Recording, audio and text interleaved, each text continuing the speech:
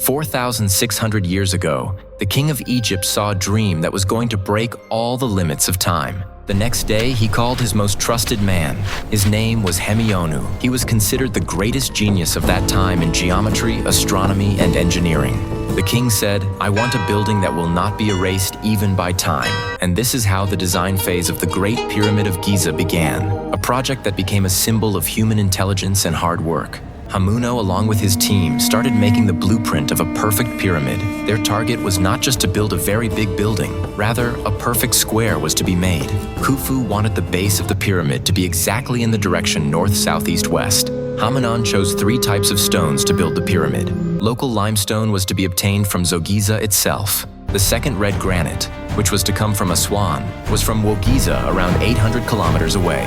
Third, Tura white limestone. The design was completed, and when the final design was presented in front of Khufu, he placed his finger on the top of the pyramid and said, "Make it." And this is how the work of building the world's most amazing building began. At that time, 20,000 laborers were called in Giza. First of all, it was necessary to level the land perfectly, because the plain of Giza was uneven, hence leveling the base was a big challenge. For this, Hemiunu's engineers adopted a method of leveling the ground using a grid system. Small earthen channels were built all around the site, and water from the Nile River was filled into them. Where the ground was high, it was cut down using copper chisels and dolerite hammerstones, and the ground was leveled. Then, where the ground was low, it was filled with red sand and small stones. After many months of hard work, the base was made so precise that the difference in height across the entire 5,300 square meter area was only 2 centimeters. Even today, this is considered one of the most accurate engineering achievements. Now the construction of the pyramid's body began. Approximately 20,000 laborers and craftsmen worked day and night. There were limestone quarries around Giza. The laborers would make cracks in the stones with copper chisels, then insert pieces of wood and soak them with water. As soon as the wood swelled, the stone would separate with a clean crack. Each block was immediately shaped. The average weight of a block was about 2.5 tons. Transporting the stones to the site was the most difficult task. In Egypt at that time, camels or elephants were not used for such work. Large stones were placed on wooden sledges. Then 50 to 100 laborers would pull them with thick ropes. The team in front would pour water on the sand to reduce friction and allow the sledges to slide easily. This technique reduced the force required for pulling by up to 50%. Gradually, many stones were brought to the site and then joined together. The stones were joined with such precision, without cement, that not even a hair could fit between them. As the pyramid grew taller, it became very difficult to lift the stones to the top because each stone weighed between 25,000 and 80,000 kilograms. But Hemiunu had already thought of a solution: the ramp system. First, a straight ramp was built. These ramps were made of earth, small stones, and gypsum. They were so strong that they could withstand even the heaviest loads. The stones were pulled up the ramp with ropes and placed and joined with accuracy. As the height increased, the ramp was built spiraling around the pyramid.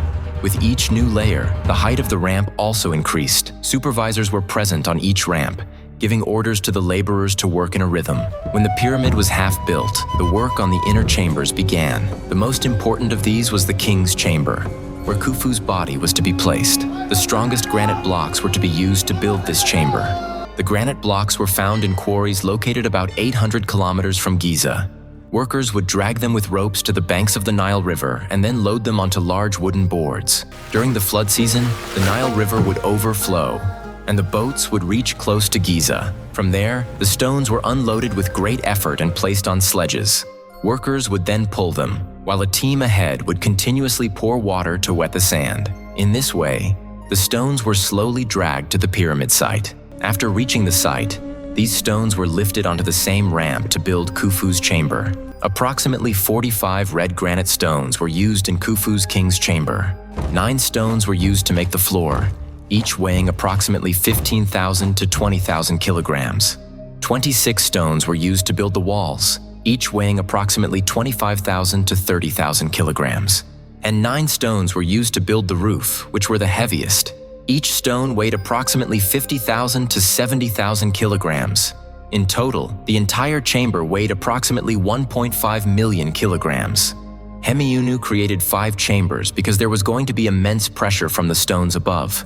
which would distribute the weight and allow the king's chamber to withstand the pressure. The pyramid gradually rose higher and higher. Approximately 300 stones were cut and shaped every day. The workers and their families lived around the pyramid, forming a complete village. The work continued like this every day for years.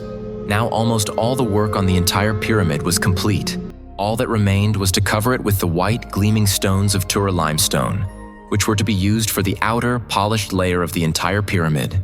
These stones were to be brought from a place called Tura, which was about 13 to 15 kilometers from Giza. The limestone there was very smooth, white, and of fine quality. That's why it was also used in the king's buildings and temples. To extract these precious stones from the quarries, the craftsmen used copper chisels and dolerite hammerstones. Then they were carefully placed on wooden sledges and pulled with ropes. After that, they were transported to the banks of the Nile River and brought to Giza by large boats.